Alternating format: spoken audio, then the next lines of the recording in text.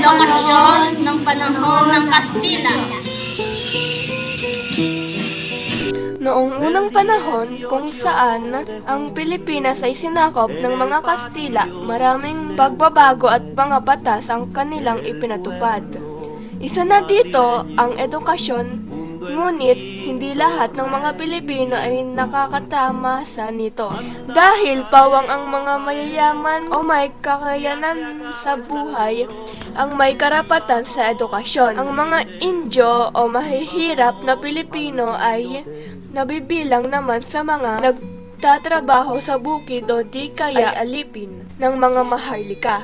Ang mga kababaihan ay hindi inaprioridad sa pag-aaral dahil sila ay mag-aasawa, taga-alaga ng pamilya at gumawa ng mga gawaing bahay. Ako po si Felicity P. Punzalan, gumaganap bilang Aling Celia. Ako po si Iris Sipira James J. Bonson, gumaganap bilang Clarita Cruz. Ako po si John Jacob P. Kasi gumaganap bilang Pedro Cruz. Ako po si Riley James N. Respeto, gumaganap bilang Crisostomo. Ako po si John Lane Silagan. Ako ay binaganap bilang maestro. Nakatanggap ng liham si Crisostomo mula sa kanyang mga magulang.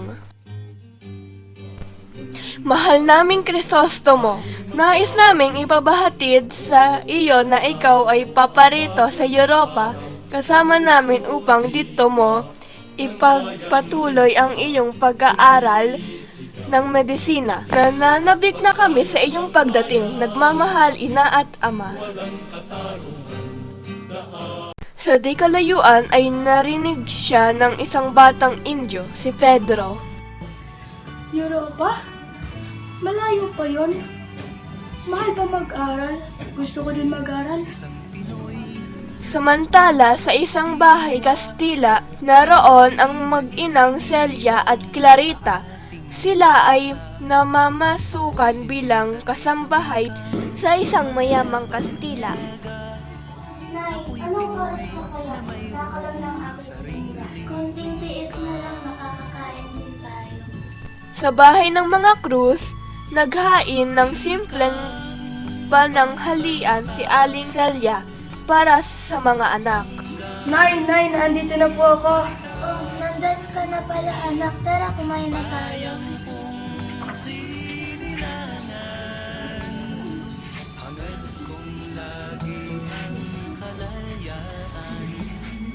Kuya, bakit mo kinuha si Toto? Akin yan ah! Hindi sa akin to, kanain mo na yun sa'yo. Akin yan! Akin na yan! Huwag na kayo mag-away. Nay, kailan kaya tayo kakain ng manok? Nakakasawa na kasi kumain ng gulay. Oo nga, Nay, masarap yun. Pasensya na mga anak, wala tayong pambili ng manok. Kinabukasan, papunta si Crisostomo sa kanyang maestro upang ipabatid ang kanyang balita na siya ay mag-aaral na sa Europa. Buenos días, maestro.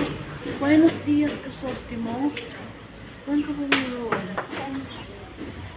Maraming mga Pilipinong Indyo ang nais ng edukasyon, ngunit dahil sa kahirapan at di pantay na pagtingin at trato lubhang naging mangmang ang karamihan sa mga Pilipino.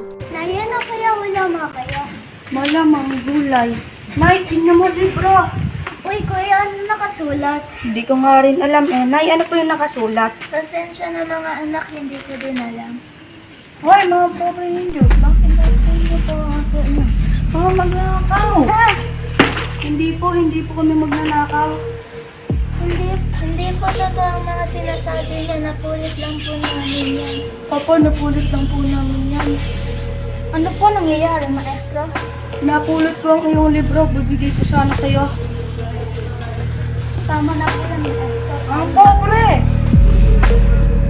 Kinahapunan sa bukid kung saan nag-aani ng tanim na gulay ang mga Cruz, dumating ang di inaasahang Uy, bisita. kuya, tingnan mo yung batang magandang suot. Oo nga, bakit siya nakandiyan? Kumusta po kayo? Kapalad ka. Salamat kasi hindi ako marunong magbasa eh. Huwag kang mag-alala, tuturuan na lang kita. Kaya may trabaho pa kami. Oo nga, Nay. Diba? Patuloy na tinuruan ni Crisostomo sila Pedro at Clarita. Unti-unti sila ay natutong magbasa, gayon din sa agham at matematika. Naging pantay ang estado nila dahil sa kabutihang loob at ng ang kapwa Pilipino. Nay, alam mo po ba marunong na ako magbasa? Ang masaya ako para sa iyo, anak. Nay, ang ayat ni Crisostomo, diba? Oo nga, Nay. Magandang umaga, Ginang. Magandang umaga, Pedro. Magandang umaga din. Alis na ako bukas. Agad-agad? Oo naman. Ingat ka. Huwag ka mag-aalala. Susalatan pa din kita. Pangako mo yan, ha? Oo. Paalam.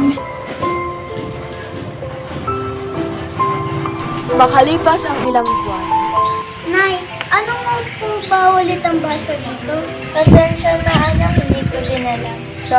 naging mahirap muli para kila Clarita at Pedro ang pag-aaral dahil wala nang gumagabay sa Nay, kanila. ano nga po ba Ngunit ulit isang ang araw, Nandito si Crisostomo, Nay. Mahal na mga ang gabi, ha? Magandang umaga din sa iyo, Dito. Ayun, pumasok.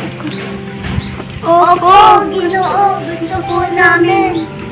Pumasok kayo sa eskwela bukas. Nay, papasok na daw kami bukas. dahil sa ipinakita nilang pagsisikap, naging tulay nila ito upang makaahon sa kahirapan at matupad nila ang kanilang mga pangarap.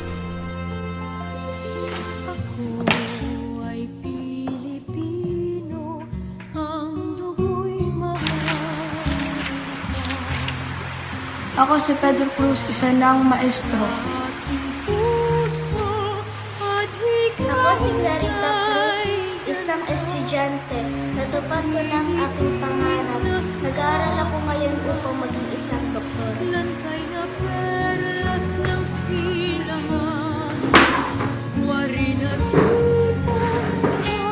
Ako si Crisostomo, ngayon ganap na doktor.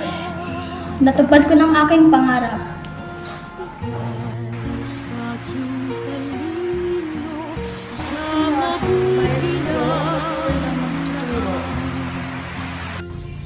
Ako si Aling Celia, masaya para sa aking mga anak at natupad na nila ang kanilang mga pangarap.